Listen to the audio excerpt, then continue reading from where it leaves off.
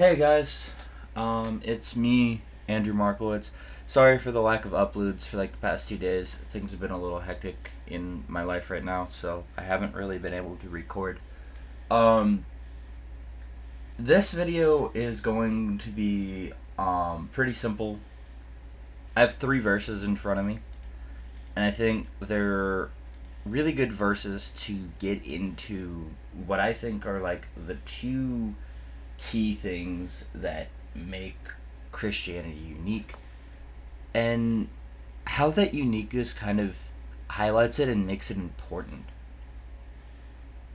So, we'll go into these one by one.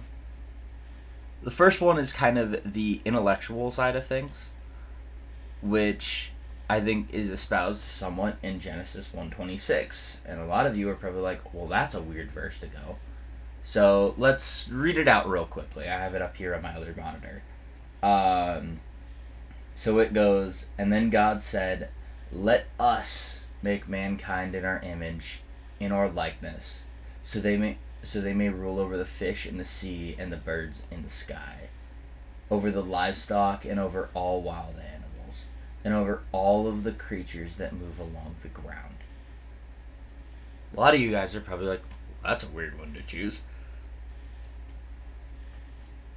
I want you to keep in mind, this is actually one of the oldest verses in the Bible, as far as I'm aware.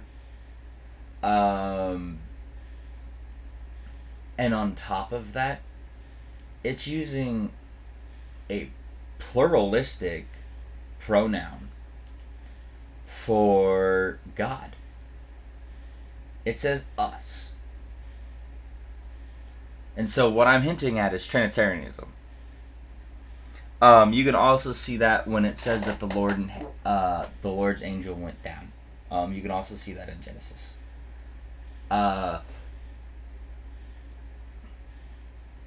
So that's pretty important.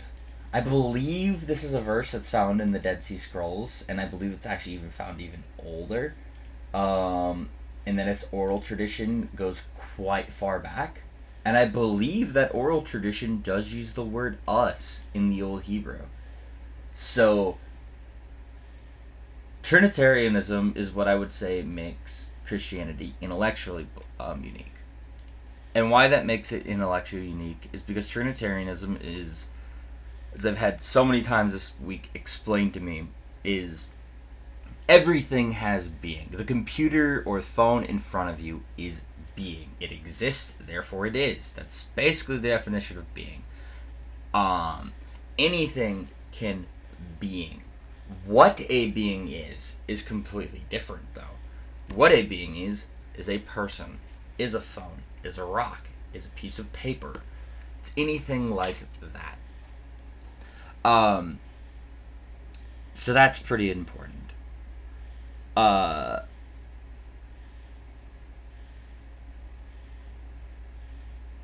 That is what separates God. Is because as Christians we believe he is 3 persons in one being.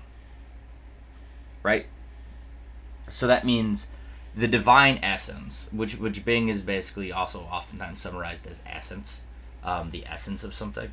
So the divine essence makes God what he is, who he is Jesus Christ, the Holy Spirit, and God the Father.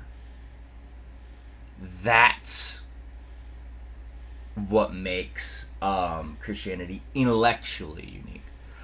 But what really makes Christianity truly unique, truly completely different, as I kind of mildly explained on one of my videos, but now we're going to kind of get into depth to, are these 2 verses right here. This is telling you that uniqueness.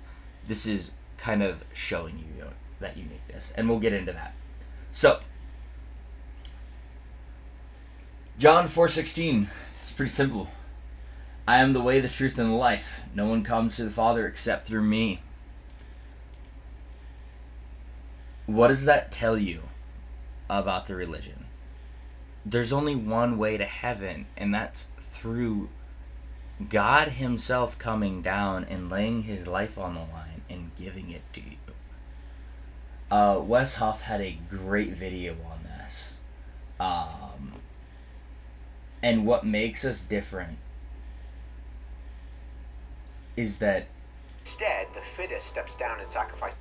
The fittest, the best of us, the only thing that is good in the whole world, comes down and sacrifices himself for us, to save us.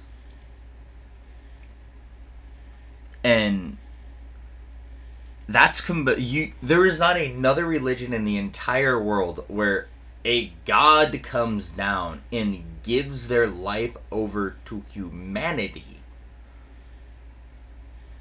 to give it salvation. To say, none of your good deeds would ever be enough compared to me, because I am all that is good, and you cannot be all that is good. So instead, to give you a way back to me, because I cannot tolerate sin because of my being, again, that's kind of why I brought that up, is his being is what he is. That's why I brought up those two verses, is kind of bring that all together.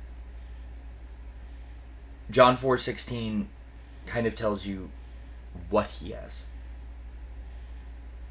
11:26 is even so, the Father, so it seemed, good in thy spirit. And what Matthew 11 is kind of going over is they're questioning John the Baptist's identity.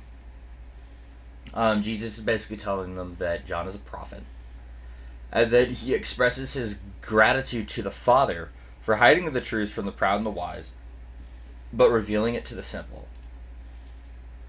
And his prayer that he does includes an invitation to come with him to rest. So it all kind of links back into each other, where we have this God that is 3 in 1, that comes down and is the best thing in all of existence, is the greatest thing in all of existence. We could never compare to him. But nonetheless, anyways, he comes down. He lays down his own life for us, his own son for us, so that way we can come rest for it with him. That's the uniqueness of Christianity, that is completely different from any religion on this planet. Any of them. There is not one that is like Christianity, that does all of this, that does all 3 of these things, and does them in the way that they do them. And I kind of just wanted to get this video out there to kind of express that.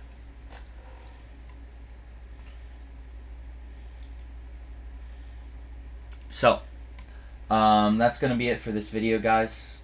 Catch you all later. Just remember to like, sub, and you guys have a good one.